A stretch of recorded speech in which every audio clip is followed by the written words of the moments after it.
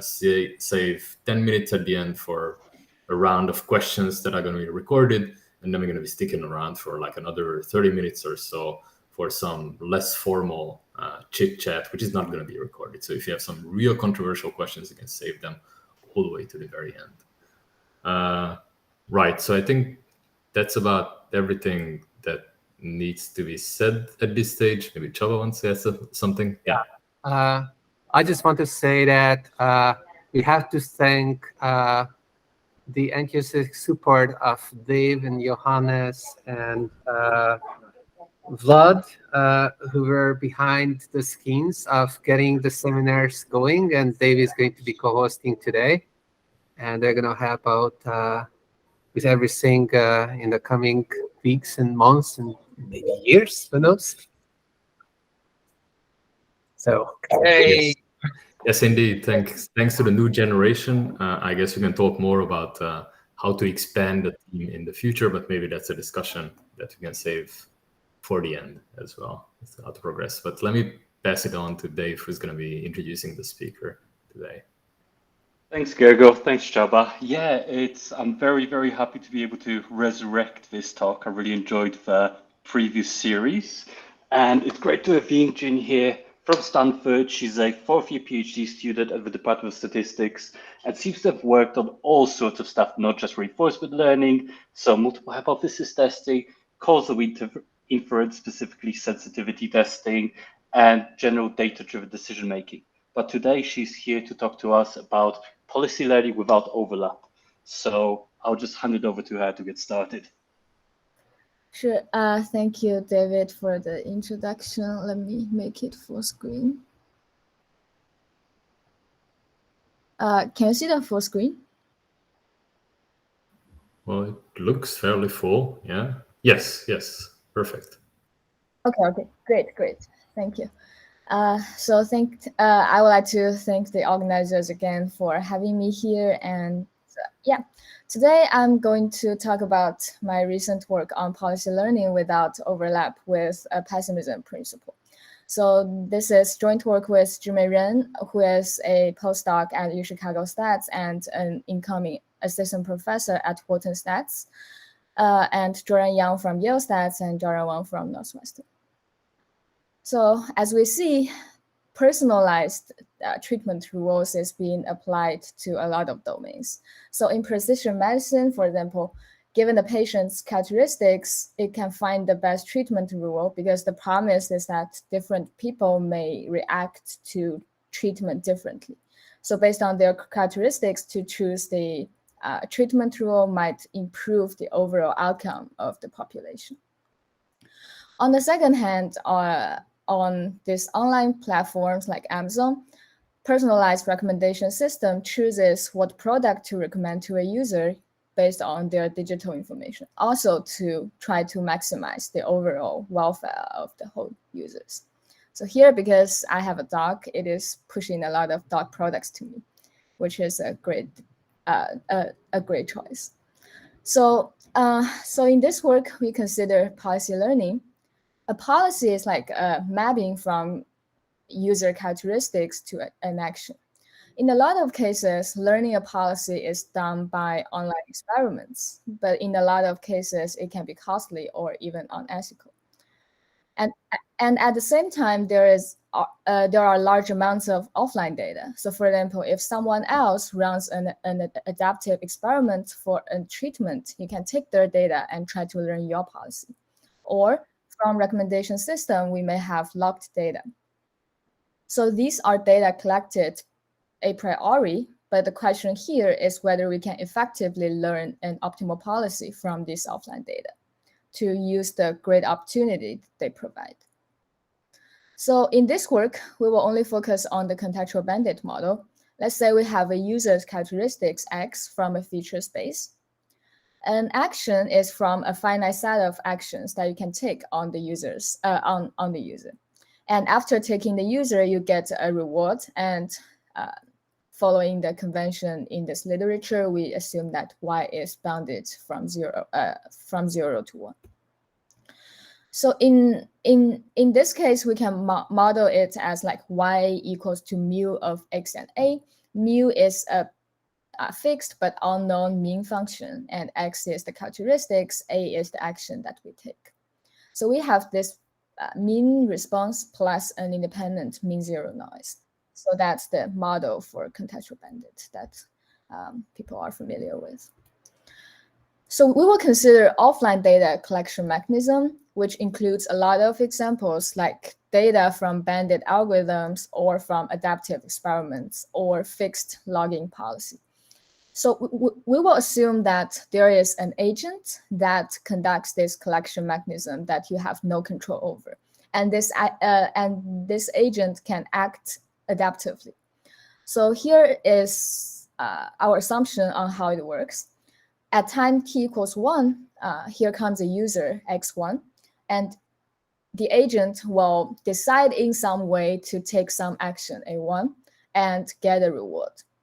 And this information forms the history before time 2, so we call it curly h2. And at the next time, another user appears, and the agent somehow decides an action a2 that can depend on the previous history. So like which action they take at time t2 depends on the previous history. And it gets the rewards and continues this procedure up to a time big T. And at the last time, just a user appears and the agent decides an action AT based on the previous histories and receives a YT. So after the whole data collection process, we are only given the offline data set, curly D, which consists of big T number of tuples, xt, at, and yt. So more formally, we will assume that the user characteristics are id from an unknown distribution P of x, which represents the pool of all the contexts. And Ying, we have a question from Chaba. Yes. The question is answered in the meanwhile. Sorry. Oh, my bad. Do I need to answer it right now? No, my question was whether the context can be used by this adaptive hypothesis for deciding about the action, and the answer is yes, as I can see it from the slide. Yes. Yeah.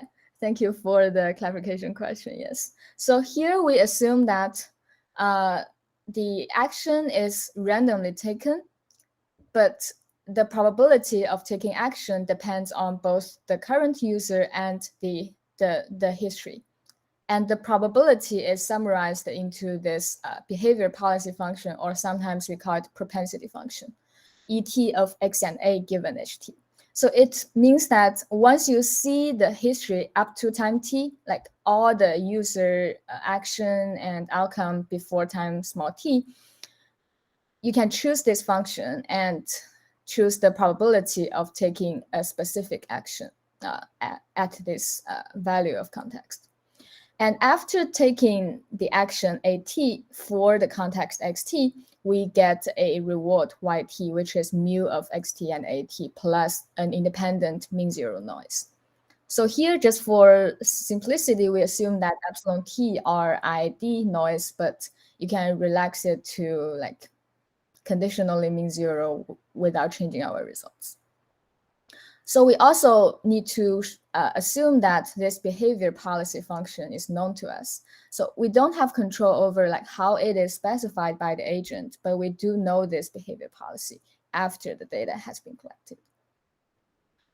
So this offline data collection mechanism covers two main categories. The first one is we call batch data.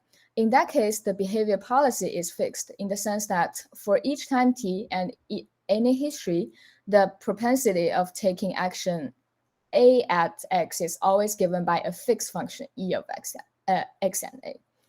It includes like logged A/B testing or clinical trials. Before you collect the data, you fix a behavior policy and never change it afterwards. The consequence is that the tuples XT, AT, and YT are ID across the time. And Another category we are focused on is adaptively collected data, meaning that the behavior policy depends on previous observations.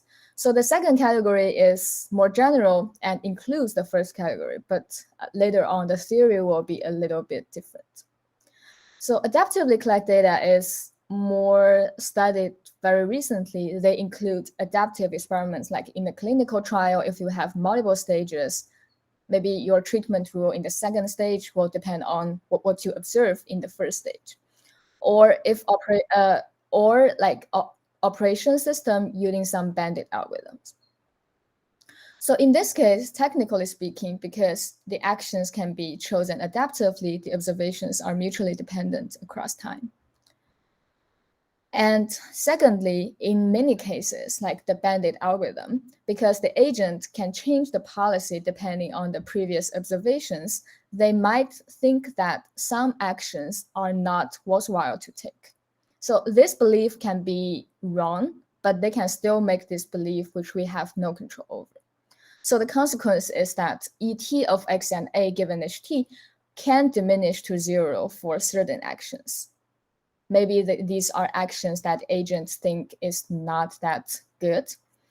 So here, which action would have a propensity that diminish to 0 is also a random event because that depends on the random history. So that is for the adaptively collected data. So policy learning, the goal is to learn an optimal decision rule, or we just call it a policy using the offline data. A policy is the mapping from context to action, so we often call it PI. It is a deterministic mapping in the sense that if you give me a context and give me a policy, then I will return you a single action for you to take. So it's not like a distribution over actions. Here we only consider one action to take for each context. And we will consider a fixed policy class. So once given the policy class, for each policy in this class, we denote the policy value as Q of pi. So it is the expectation of mu of x and pi x. So x is the context, pi of x is the action we are going to take under this policy. And taking expectation, it is the average reward we will get from a random individual if we conduct this policy.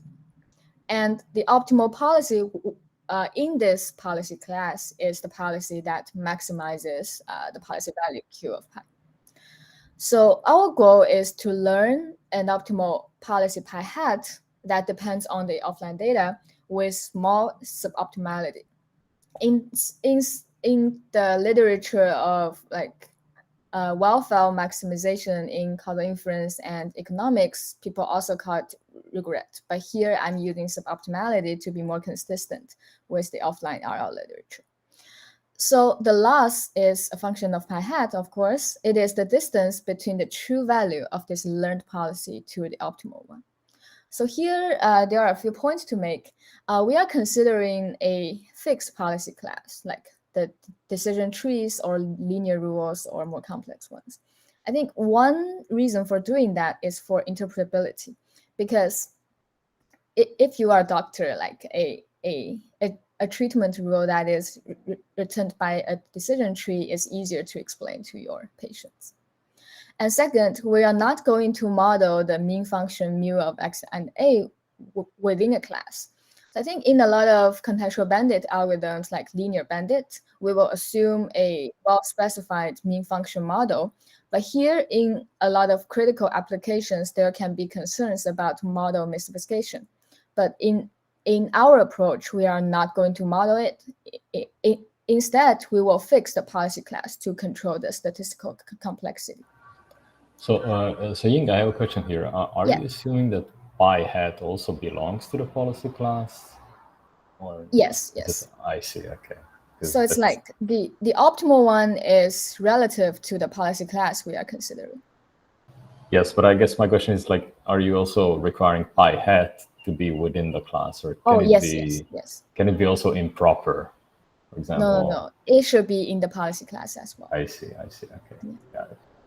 Thank you for the clarification. So For this task, what do people usually do? Actually, the methods in the literature typically uses a two-step greedy procedure. In the first step, they will evaluate the policy values with an inverse propensity weighting estimator, Q hat of pi, that I will introduce later. And second, they will conduct an optimization step to pick the greedy policy pi hat that maximizes this policy value estimator.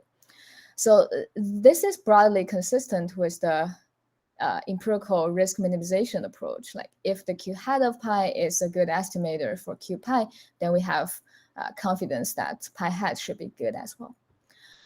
And they typically impose a uniform overlap assumption. In the batch case, like if we have a fixed policy E of X and A, it imposes that the infimum of all the context value and action E of X and A should be lower bounded by a positive constant eta. And in the adaptive setting, they assume that ET of all the X and A given any history should be deterministically lower bounded by a deterministic sequence GT for all the time. So here I am using uniform to say that it is uniform over all the arms or all the actions. So that means that all the possible actions under consideration should be explored sufficiently many times in the offline data. So here is an incomplete list of the prior art about the greedy approach to tackle this problem. In the first column, it is the batched setting, overlap, and two actions. It's like more like causal inference treatment versus control. And in the middle, it's there are papers for the batch case with strong overlap and larger than two numbers of actions. And the third column is for adaptive data with the overlap assumption I have introduced and multiple actions. So from the long list, we can see that the greedy approach plus the uniform assumption has been the standard. But we still have a question here is that for theory, we need the uniform overlap assumption, but in practice, is that practical? Let's first consider the batch data.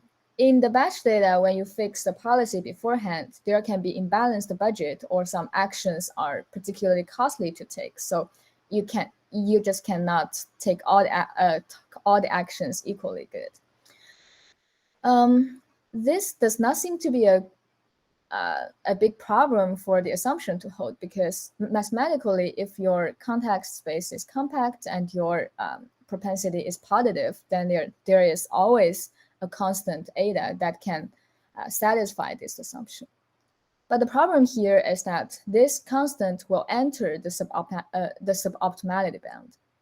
So if you want to characterize the performance of the greedy approach, the bound should usually look like this. It is square root of sigma squared divided by eta times t.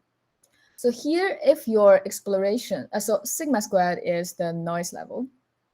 So if you have an arm that is explored very badly, you will have a small eta, although it is still positive, and your suboptimality bound will be inflated to a very large value.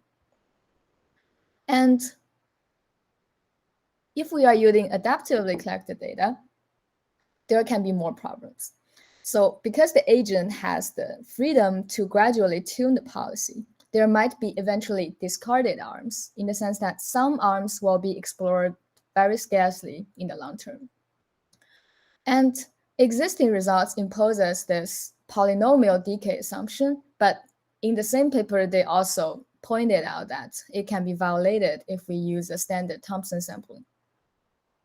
So here, it seems that the policy learning can be ruined by actions that are rarely taken. So a first question we have is whether uniform overlap is essential for efficient policy learning. And our answer is not always. Just to give a quick overview of this work, we propose an algorithm that is a pessimistic approach to policy learning with the known behavior policy. And our guarantee is like the suboptimality bound only depends on the exploration of the optimal policy. Like it is the propensity of pi star of x in the red curve instead of the blue curve. The blue curve is the infimum of propensity for all the policies that is usually taken in the literature. And in theory, we provide new analysis tools for policy evaluation, which we call it generalized empirical Bernstein's inequality. Okay. So in the first part, I'll quickly explain why uniform overlap is so important for a greedy learner. So if you are familiar with pessimism for offline RL, maybe this will not be so surprising to you. But in our in our problem, I will think it is even more clear to demonstrate. So in the first step, if we use an estimator to estimate the policy value, such as the inverse propensity weighting estimator, so Q hat of pi is the average over a few items. It is the inverse propensity weighted outcome at time t. So we divide the indicator of AT equals to pi of xt and by the propensity at time t. Because of adaptive random sampling, you can show that this estimator is always unbiased. So the expectation of this Q hat of pi is always the Q pi that we want. But the problem is about the variance, is that if the propensity ET of xt and pi of xt given the history is small for this specific policy, then the variance of this estimator will be large. Put another way, the estimation from this estimator will be inaccurate. And actually, more importantly, the estimation quality of this Q hat pi varies with the policy because so if the propensity is not uniformly large for all the policies. In this sense, ET of x and pi x measures the overlap between the target policy pi and the behavior policies because that is the probability of taking an action for pi under our behavior policies. So we argue that uniform overlap is essential for the greedy approach. We'll just look at maybe a famous example of multi-arm bandit. So here we only have two actions to take. So we only have two policies to choose from. The first one, pi 1, is just to take the first action, and the second is to take A2. The mean, the true mean is larger for the first arm, mu1 larger than mu2. So our optimal policy is just to take the first arm. And we say that the agent takes A1 for many times, but A2 only for a few times. So T1 is much larger than T2. And our estimators are very simple. You just choose the rewards for that action and average over all the rewards to form the estimators Q hat of pi 1 and Q hat of P2. So here, because the first arm is taken many times, you can imagine that the uncertainty in this Q hat of pi 1 is very small. So it concentrates tightly around the true value. But at the same time, because the second action is only taken very few times, you can imagine there is a huge uncertainty in Q hat of pi 2. So it can be very spread out around the true value. So in this case, because Q hat of pi 2 can just jump to a high value with a considerable amount of probability, it can just appear to be good by chance, just as we depicted in the picture. So here, Q hat pi 2 is larger than Q hat of pi 1, just by chance. So if we are a greedy learner, it returns the second arm, which is not the best arm to choose. So if we further decompose the suboptimality of this greedy learner, it can be decomposed into three parts. The first one is the intrinsic uncertainty in estimating the optimal policy. The second is the optimization error that is always no greater than 0. But the last one is the greedy uncertainty that is the most difficult to control because bad policies just can appear to be good just by chance. So using the wisdom of empirical risk minimization, we know that if we want to control this term, we essentially need the supremum of all the estimation error for all the policies to be very small, because pi hat can be anything. And as we said before, the estimation error of this Q hat depends a lot on the propensity ET of xt and pi of xt. So if we want to control the maximum of the estimation error, we essentially need the propensities for all the policies to be sufficiently large. And if this policy class expressive enough, like pi of xt can take all the actions, then we need the uniform overlap for all the context and all the actions. And that is why the uniform overlap is so essential for the greedy approach. And more broadly, actually, policy learning and evaluation, just similar to offline RL, is a counterfactual learning problem. So it asks what would a random individual behave had they received actions under some other policy path. And this depends on learning the distribution induced by the target policy pi, but we are going to use the observed distributions under the behavior policies. And the overlap quantity, or the propensity ET of xt and pi t, captures the discrepancy between two distributions. If this quantity is very small, the overlap is very small, and the two distribution will be very far away. And you can imagine that the learning can be more difficult. Okay. So that's briefly about why we need greedy. We need the uniform overlap for the greedy learner. And in the second part, I will introduce our new algorithm using the pessimism principle. So the idea is very simple. Suppose we can quantify the uncertainty in Q hat of pi via some computable quantity R of pi, so that for every policy pi, the estimation uncertainty can be upper bounded by this R of pi uniformly for all the policies with high probability. Then we will optimize the lower confidence bound, Q hat of pi minus R of pi. So from the previous equation, we see that Q hat of pi minus R pi is the lower confidence bound for Q of pi. And our algorithm is just to optimize the lower confidence bounds rather than the point estimates that people have been doing. So that is our algorithm.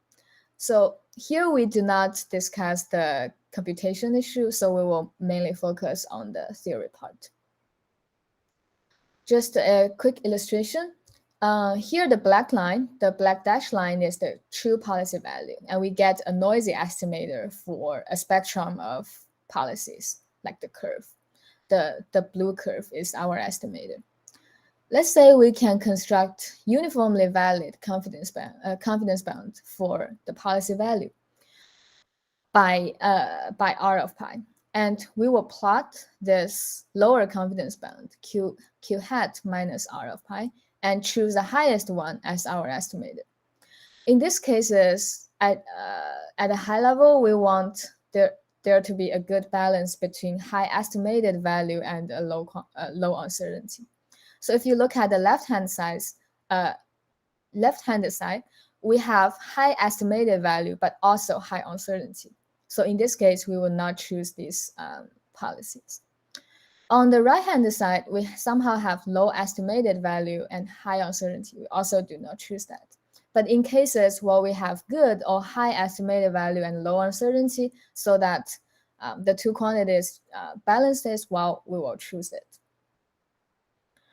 So this is a simple result on the suboptimality of this pessimistically learned policy. We proved that on the event that Q hat of pi minus Q pi is smaller than the R of pi, like the event that we required before, the suboptimality of our learned policy can be upper bounded by 2 times R of pi star. So pi star is the actual optimal policy in the class that we don't know, but still the suboptimality is small as long as R of pi star is good. So because R of pi star is the bound for the estimation error, we see that our suboptimality can be small if pi star can be accurately estimated. So this is the only, like, the first step of getting our method. The most difficult part is like how we construct the R of pi and to compute the LCBs. So first we will have a point estimate. As before, we will focus on the IPW, inverse propensity weighting point estimator, which is the average of these quantities. And as I said before, it is unbiased and consistent for Q of pi for a fixed policy pi. And in the paper, we actually use a more general augmented IPW estimator, but essentially they have the same theoretical guarantee. And IPW or AIPW estimator are standard estimators in causal inference, or the policy evaluation or learning for adaptively collect data, as I show in this literature. So the so another critical part of our algorithm is like how we construct the uncertainty bound of for the R of pi. So here we have point estimate, and at a high level, our idea is that the scale of the uncertainty will be approximately the standard deviation of this Q hat of pi. So the idea is just to approximate the variance of Q hat of pi. So here, each gamma T hat has a martingale structure. So we can use the variance of martingale structure to decompose the variance. So it would like approximately be the summation of the conditional variance of each gamma T term. But for our theory to go through and for like the uniformly valid confidence bound, we need more considerations for constructing this quantity.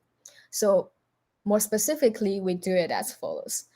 We will construct R of pi as beta times V of pi for a scaling constant beta to be decided later. I will introduce how we choose the constant later, but here the critical part is the V of pi. It is the maximum of the three parts. All the three components are data dependent, meaning that you can compute them using your data. The first part, we call it sampling uncertainty. It is approximately the summation of conditional variance of this individual term conditional on the history, the context, and the action. So it is basically only accounting for the uncertainty in your reward, given your context, your history, and action.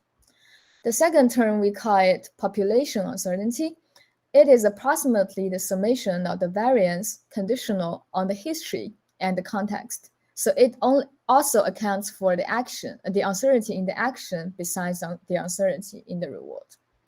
And finally, the third one is the higher order error that somehow appears in our proof. We want to eliminate it, but did not succeed. But a good point is that the higher order error is negligible in the sense that it will always be smaller than the first two quantities if our propensity is larger than 1 over big T. I think this is a reasonable assumption.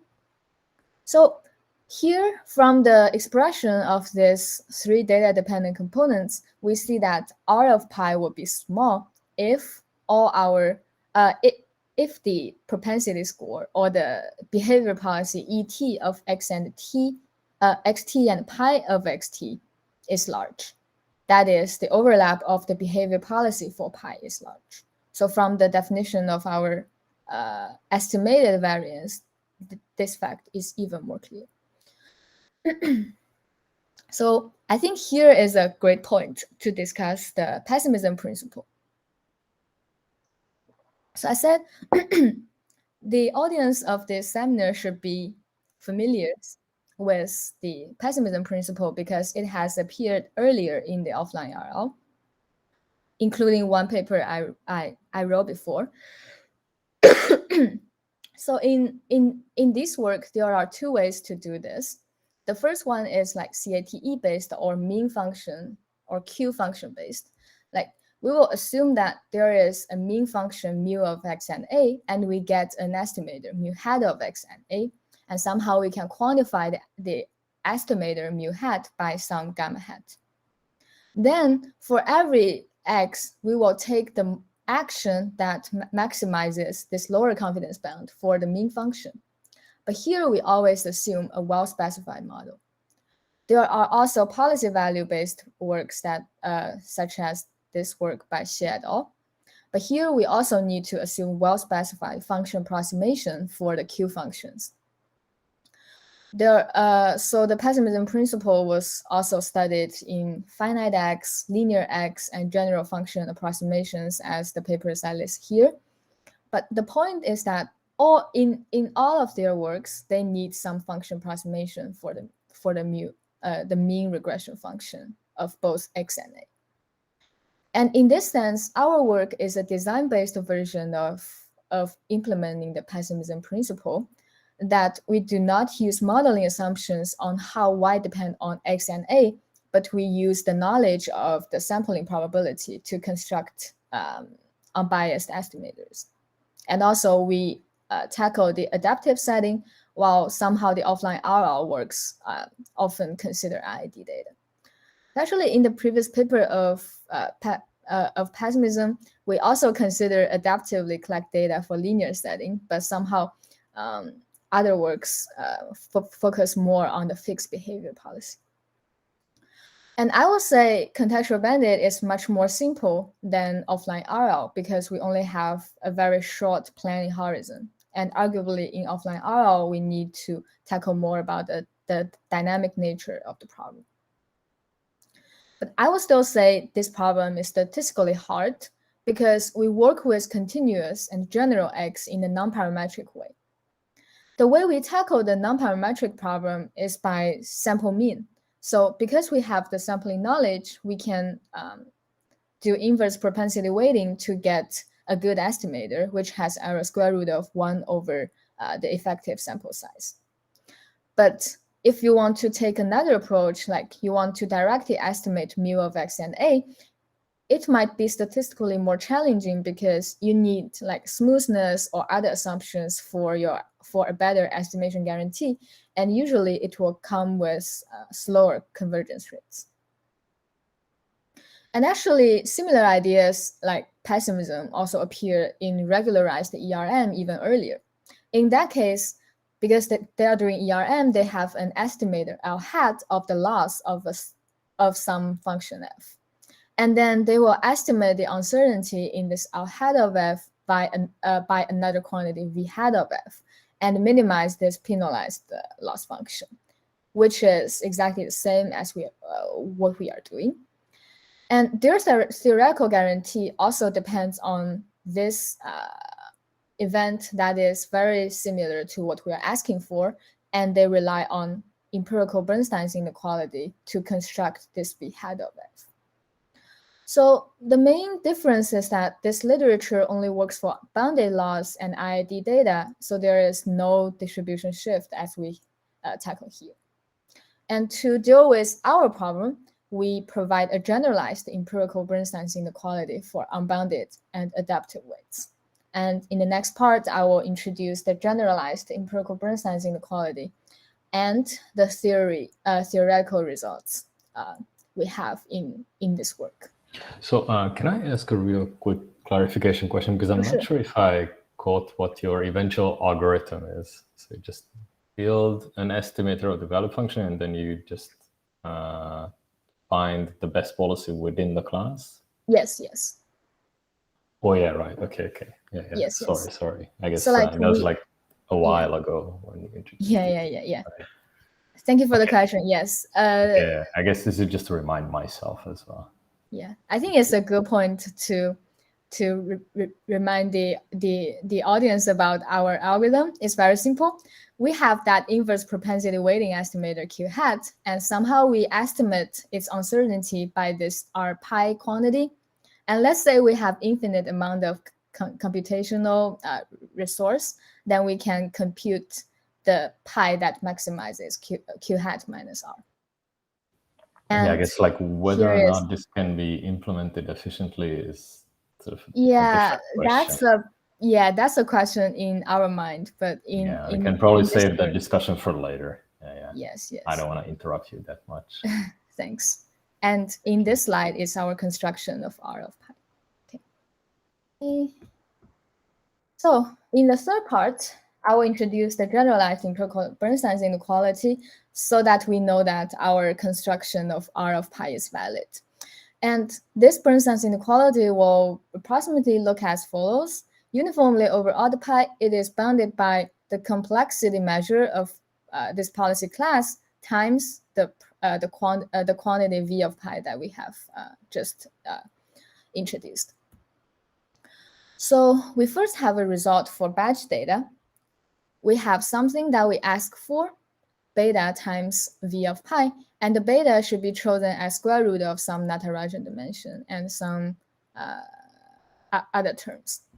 The Natarajan dimension is a measure of the complexity of this policy class. So it generalizes the VC dimension for like multiple class classification. And it has already been used in some of the previous works. And bounds on this Natarajan dimension are already available for linear classes, decision trees, and neural networks.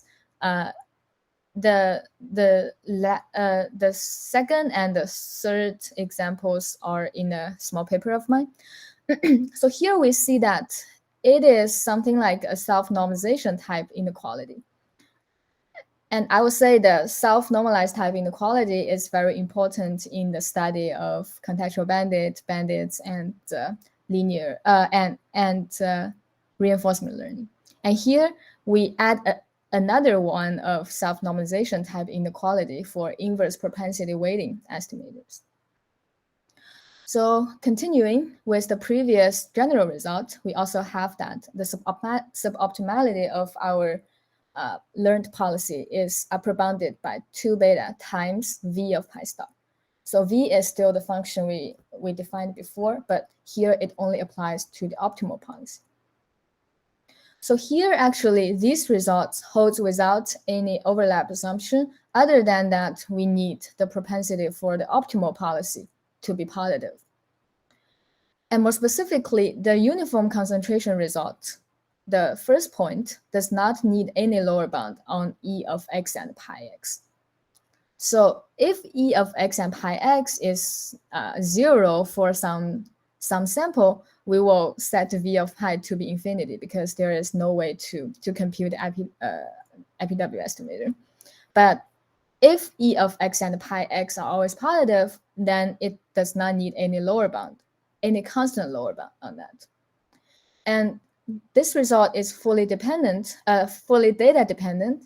We get a small bound if the data estimates pi star well, and a large bound if not. And we think that it is natural as we don't control the data collection process. Ying, could I interrupt you for just 1 second on that slide? Yes, You asked the propensity of the optimal policy to be non-zero. yeah. Is this for all contexts? It should be for the context that you observe in your data set. Okay, so that is approximately like all the contexts, I think. I see. And this is a propensity that's not based on time. So yeah. So that's in the batched data, like you have a fixed. Oh, we're the batch data. I see. Yes. Yeah, so yeah. Okay, thank you. Yeah. So the idea is like you will explore all the actions, but some actions can be explored very badly. And if it is not the optimal one, it does not enter the suboptimality band.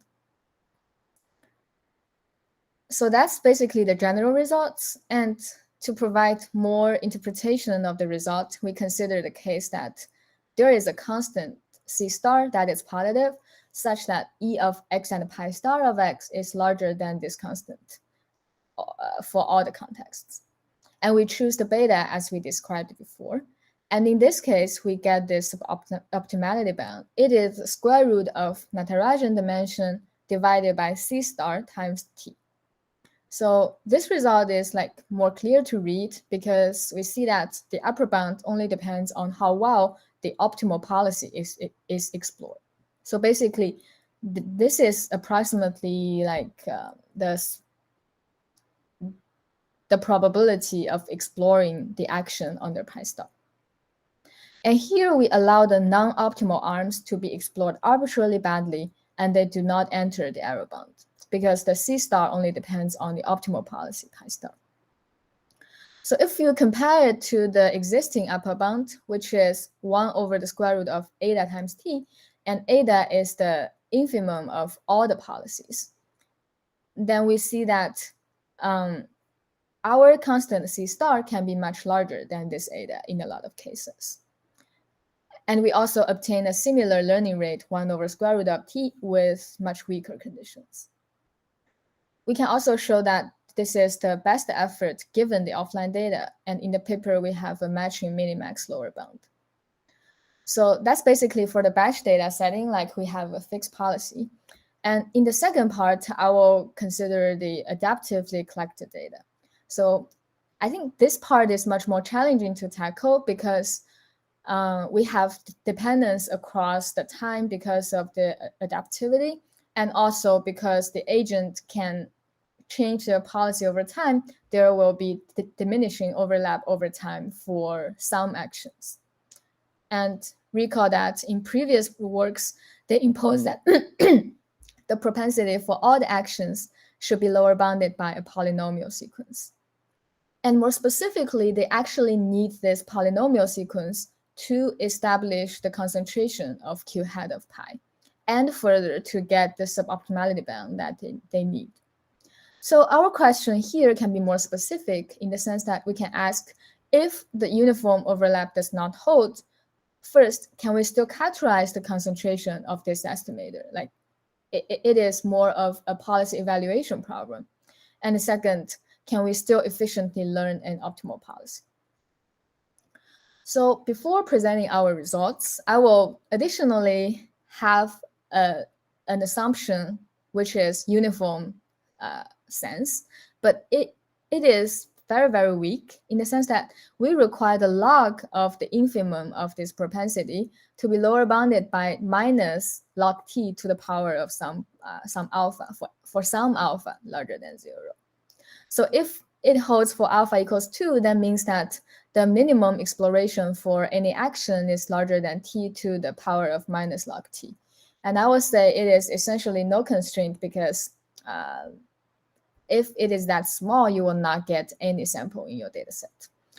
And this assumption can also be dropped. And in that case, we will use a more complex bound v of pi and times log v pi instead of just v pi. So we are imposing this assumption just for simplicity. Here is our empirical Bernstein's inequality. We assume this very weak assumption and choose the beta to be the square root of Natarajan dimension times some log t factor. Then with high probability, we still get something we asked before. And this v pi is still the thing that we described before. It's the same as the definition in the batch case. The only difference is how we choose the beta. And using the previous pessimism principle, we know that the suboptimality of this learned policy is upper bounded by 2 beta times v of pi star. So again, the first part, the concentration, actually we do not impose any boundedness assumption for this concentration inequality to hold. This is in contrast to the previous result in the literature saying that we need boundedness to establish concentration. So if we remove the Natarajan factor, then we get an OPE bound for a single policy. And again, yes. You've got a question from Armand. Sure. Do I need to answer it right now? I guess not. Oh, okay, okay. Thank you. Yeah, we can discuss that a bit later. So again, this result is fully data dependent in the sense that we get a small bound if the data estimates pi star well, large bound if not. And again, the non-optimal policies can be explored arbitrarily badly, and they do not enter the upper bound. So in a high level, the result is similar to what we get for the batch data, but the theoretical proof is much more challenging. So just to compare more to the previous results in the literature, we consider a polynomial setting. We will assume that it also decays polynomially, but it's the propensity or the behavior policy for actions only under pi star. So let's say the propensity under pi star is lower bounded by a polynomial sequence for some constants, and we set beta as before. Then with high probability, we get this optimality bound. Here, the critical quantity is the square root of non-Hierarchian dimension divided by t to the power of 1 minus gamma. And t to the power of 1 minus gamma is kind of the effective sample size. And in the paper, we have a matching minimax lower bound for this result. Just to compare, the result in the literature, the state-of-the-art result says that the greedy approach have this suboptimality bound. Under this assumption A, that the exploration of all the contacts and odd actions are lower bounded by a polynomial sequence. So they have their beta, and beta appears here. Here, our result is that we have gamma, and our assumption B says that the behavior policy propensity for pi star is lower bounded by t minus gamma. So here are 3 points. The first is that if their assumption A does not hold, then our assumption B may still hold. And if their assumption holds so that they have this guarantee, then we have a sharper result because our assumption will hold for a gamma that is no smaller than this beta. And moreover, even if our boundedness or the polynomial assumption B does not hold, our upper bound V pi star is still true. We can still have a sense of how large the uncertainty is, even if it is decaying arbitrarily fast. And as a consequence, we can say that the policy learning is not necessarily ruined by actions with diminishing propensities, because here we only care about the optimal policy. So just to illustrate a bit more, the oracle property, we see the picture that I show at the beginning, that the performance of our algorithm only depends on the propensity of the optimal one over time. And our results reveal that there are many more scenarios where efficient policy learning is feasible. So a little bit more discussion on the pessimism principle. Actually, the counterfactual reasoning nature is similar to the issue in offline RL, and maybe the issue in offline RL is even more difficult. So previously, in linear MDP, we also have a result that also works for adaptive data, and we observe something similar as the information quantity. So the phi is the linear feature. So it is somehow the overlap between the feature under a optimal policy and sigma h hat is the covariance matrix from the behavior policy. So approximately speaking, this information quantity in the previous result in linear MDP is also a quantity that describes the overlap. And we also observe similar quantities in the finite X settings with IID data. And in this work, while we take an OPE-based approach, we get the quantity that is related to variance of estimation, which is also a quantity about overlap between the two policies. It's 1 over ET of XT and pi star of XT. And in causal inference and contextual bandits, there are results showing that adaptive arm pooling distorts estimation and inference. But somehow in offline RL, people focus more on IID data. And in general, I am curious what is the role of adaptivity in MDPs. So I think with this, it's a great point for me to wrap up my presentation. Just to summarize a bit, here we present a new algorithm that optimizes our CBs using the pessimism principle. And sometimes being pessimistic is good. And as the technical tool, we build a concentration inequality for policy evaluation with IPW estimators, but we don't ask for any bounded propensities. It shows an honest estimation and uncertainty quantification that is only based on the data quality we have. And as the implication, we show that efficient policy learning is possible even when the uniform overlap does not hold. And we find that it is the overlap for the optimal policy that actually matters in the minimax sense. If you are interested in it, feel free to check our preprint on the archive, and thank you all for your attention. All right. Thanks, Ying. Thank you. Should I stop my sharing? No, it's probably best if you leave this up in case people have questions Okay. about specific slides. Okay. Armand has been waiting a while to ask a question, so please go ahead. And you need to unmute yourself.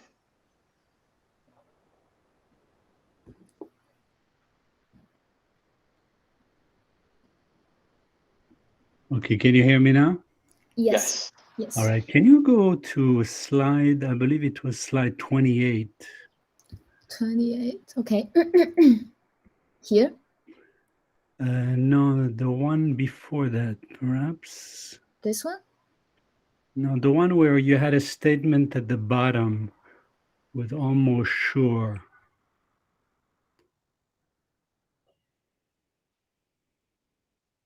No. Am I going too far away? Yeah, I think that, my question really was really the following, is that you had a statement that said something that were to happen almost surely for all pi. And I wasn't sure whether or not you were saying that there was a probability one set independent of pi where the inequalities were holding, or whether or not for each pi there was a probability one set on which the relationship or the inequality for pi was holding. Because if I understood correctly, your collection of policies is not countable, right? Mm-hmm. So clearly that would create a bit of a problem if it were one interpretation versus the other. If pi were countable, it wouldn't really matter. Yeah, I think, do you mean the whole policy class is countable or not? It is countable or it is not countable? Yeah, it should be countable because like we are considering decision trees or random forests or like neural networks. So in that sense, they should be countable. Well, I don't think so, because you define a policy as a probability measure, right? Oh, no. The policy is a deterministic mapping. It's deterministic here? Yeah. It maps a context to a single action, so it's not a probability distribution. But your state is not necessarily countable, right? So if your state is not countable, then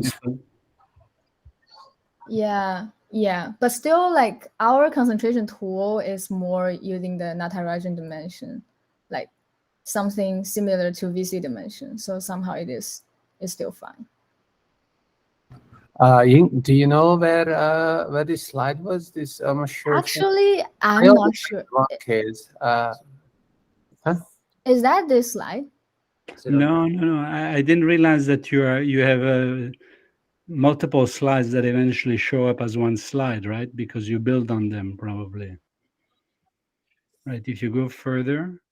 Go further to the later one. Yeah. Next. It's not here. I mean, look, it's not important. I just thought there were a number of places where where I would have made a similar comment, and I was just curious because you made so many assumptions that at the end really wasn't sure what was really the universe in which you were playing. And because if things are countable, then I don't think there's no problem. But if they're not countable, I think you may be heading for a lot of pain. Actually, my probability is over the data collection process. So the data is countable or not? The values are in a countable set, or are they in R, or are they? They should be in R. Well, so it's not countable, right? Yeah. All right, let's not worry about it. Okay. Okay. Right. Okay, thank you for your question. Yeah, I'm not sure like I understand too well the problem is, but yeah, we can discuss it later. Thank you for your question. Yeah, go ahead.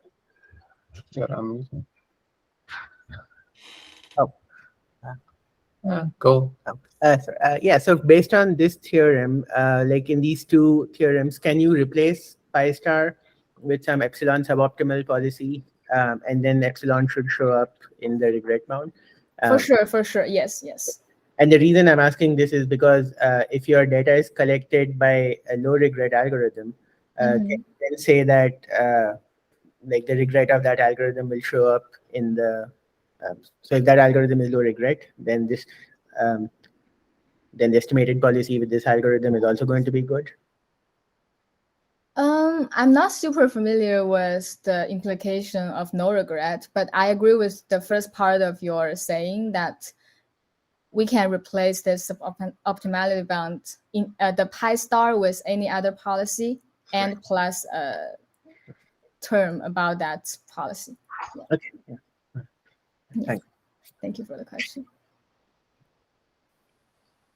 So can I also have a question regarding this concentration bound that you're using here? So this one seems to imply that if the predictable variance goes to 0, then you're going to have perfect concentration. I'm just trying to understand, like, what is the relationship between this result and empirical Bernstein inequality, right? Because empirical Bernstein requires the boundedness of the data, right? And here you seem to not require that. So, and as far as I know, this kind of boundedness assumption is necessary for proving Bernstein's inequality. You cannot get around this because there's these two different regimes for how random variables concentrate, sub-Gaussian and sub-gamma. And I'm just trying to see, like, what is the catch here? So thank you for the good question.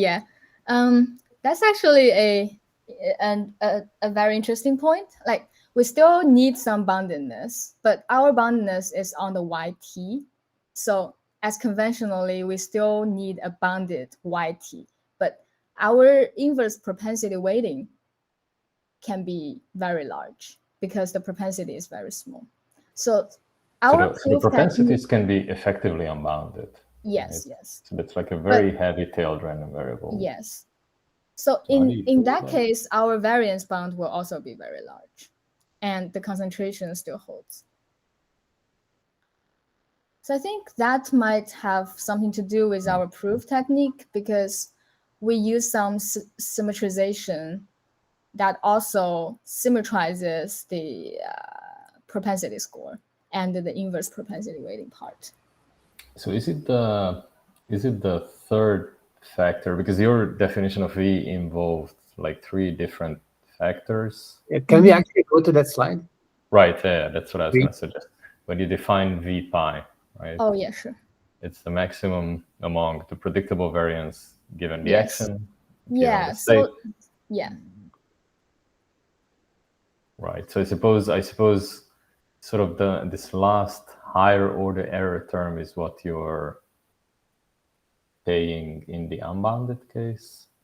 If you can give like any more clarity on this. I think the higher order error is fine. It will be smaller than the first two because here the factor is 1/4. So it is smaller than the first two if the propensity is not too small, like 1/t, so that you still have meaningful sample.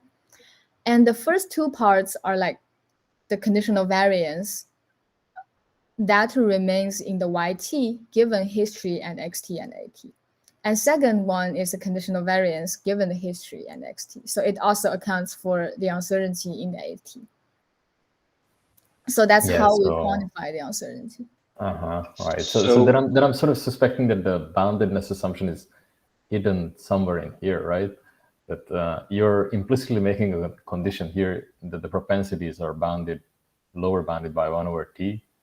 But if they are not, then what happens? Does the entire bound just blow up, or? Yeah, maybe they will blow up. Like the higher order error will be larger. And that's the case that we know that uncertainty in the estimator is very large. So we have a huge uncertainty estimator. Sorry, Gogo.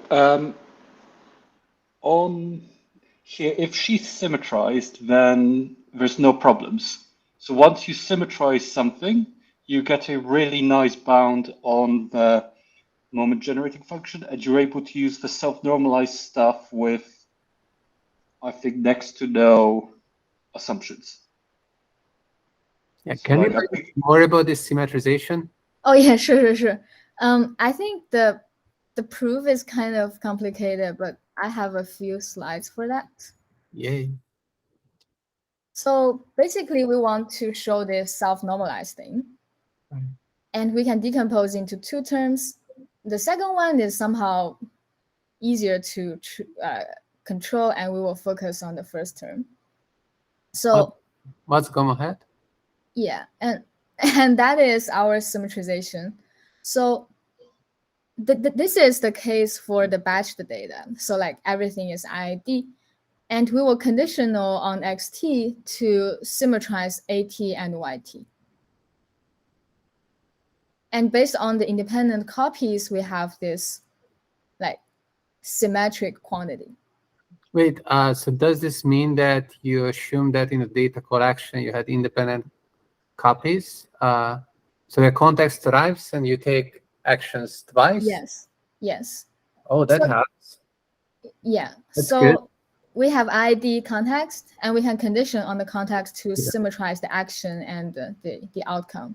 So we have this.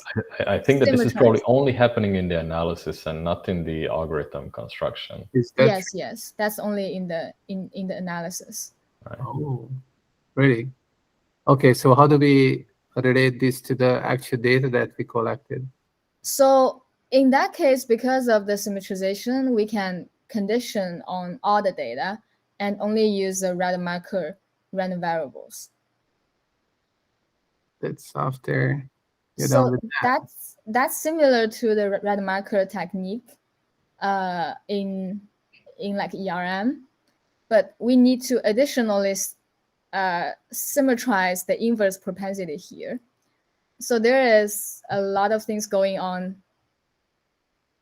Can you go back to the next slide? Just starting at that a little bit more. Yeah. Okay. Yeah. So it's like we have an independent symmetric copy of AT prime and YT prime. So we get this symmetrized version of our gamma T. Sorry, what does it mean to symmetrize the propensity? Because I would think of a propensity as a non-negative. I'm fixing the propensity because in this case, the propensity of XT and pi of XT only depend on XT. Okay. So a lot of these quantities are not computable because you don't have the symmetrized data. Can you go back to the previous slide? Yes. So there was this gamma hat. Yeah. We just pull the gamma hat. Yeah. So the very first equality. So we had Q hat. I know it becomes gamma hat. Is that the okay? Yes. So like Q hat is the average of all the gamma hat. So the gamma hat must be computable. Yes, gamma hat is something we compute from the data. Okay, and then there is the first term. Okay, so there nothing really happened there, and we want to control this gamma hat minus mu differences. Okay, good. Yes. Next slide.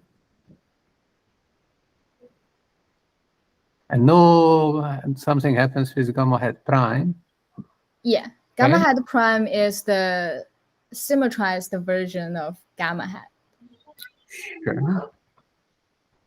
Can I chime in? Yeah, sure. So yeah, it's just like the symmetrization technique that we're using in the IID setting, where in the analysis, we introduce those independent copies, which we do not require in our data collection process. It's the same here. We're not requiring that we're collecting those AT primes at all. But it's just for analysis where we like construct these fake AT primes such that we can convert the previous event into a symmetrized process. So in the sense that the tail bound of the thing that we're trying to control is upper bounded by the tail bound of this symmetrized process.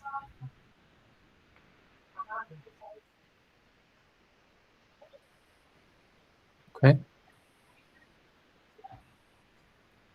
It's a little bit magical to be able to get away without requiring the boundedness, but the boundedness assumption is avoided because of this self-normalizing phenomenon, because we're essentially dividing the estimands by their variance. So after this symmetrization process, the ratio becomes bounded, although the numerator, neither the numerator or the denominator is bounded. So that's how we avoided the boundedness assumption. So Csaba, in Delapeña's sort of... do I understand that? Yeah. Okay. Well, I guess need to look at the details. Next slide. Can we start at that a little bit more? Sure. So the idea is that previously all the randomness is in like xt, at, and yt. But if you use this symmetrization, you can turn this concentration event into the randomness in a Rademacher random variables and fixing all your data at their realized value. So we still need some more techniques to get this part to work. Like try to symmetrize the inverse propensity weighting part. But still, the idea is that we can condition on the data and turn the randomness into the Rademacher random variables. So that's similar to the symmetrization technique in empirical risk minimization, I think. Excuse me, can I ask a quick question here? If I look at your twice the probability, I see that it's the probability of something for all pi, for all pi in cap pi. But if cap pi is not countable, then don't you have a problem? Actually not, because from the Natarajan theorem, pi of xt on a finite number of contacts can only take on finitely many values if the Natarajan dimension of this policy class is bounded.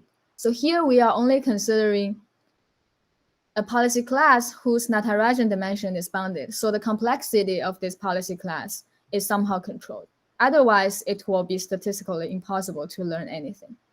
Can I look? I'm not really sure I understand the answer, but just bear with me for a second, right?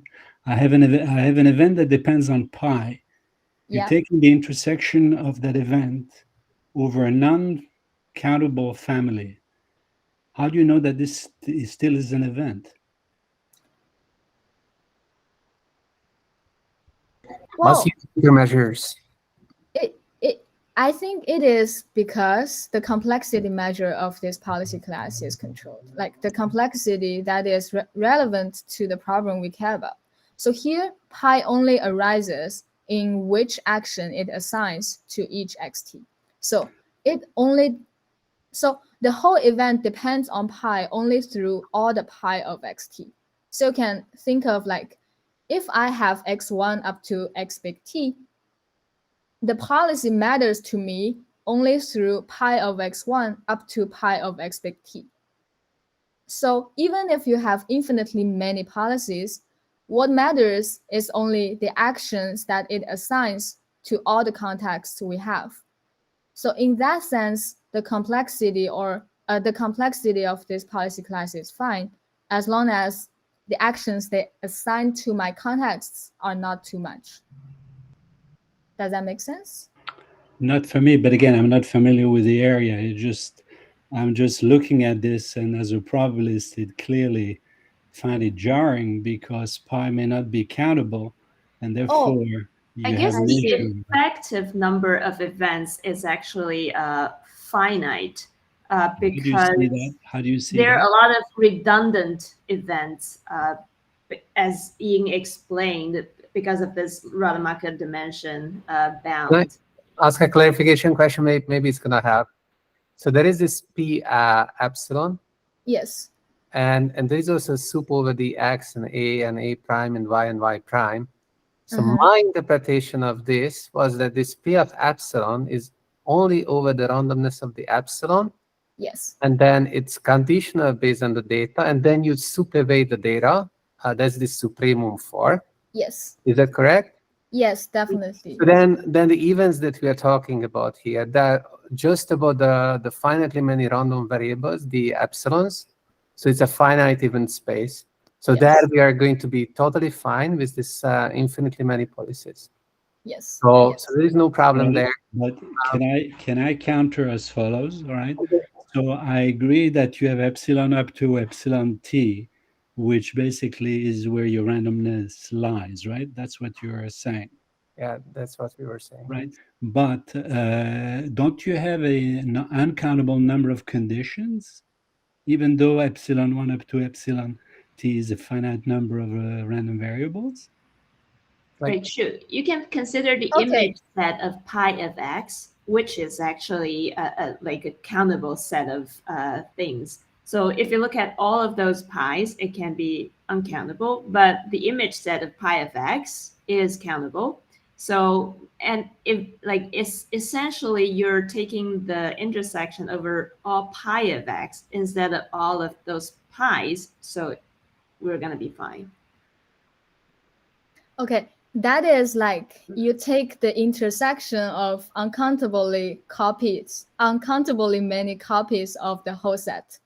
So even if the events that you are intersecting are uncountable, the intersection event is still the whole probability space. So you are still fine. Does that make sense? I don't understand, but let's move on because I'll probably look at your paper and try to figure it out. Thank you. I may put it this way: the way it's written here is a bit confusing and certainly raises the question. I see. I mean, look, it's also well known that when you define the VC dimension, right? There is, I think, in the book by Wainwright, especially specifically mentions the fact that there is a measurability issue, right? There is a measurability issue, and there is a number of ways to perhaps get around it. Maybe you have a similar issue as well here. I mean, I'm just curious. As I said, this is not my area. I'm just kind of using the fast eyeball transform here. And there's something quite jarring, at least to the way I look at the world, right? But I'm sure that with the 4 people who are on the paper, this issue must have been considered, right? I'm not sure I really understand like your question, but I think it is similar to how people control the complexity of applying classifiers with VC dimensions. I think things should be similar. Yeah. All right. Thank you for your question. Okay, do we perhaps want to stop recording now in case people have questions they don't want recorded? I'll do that now.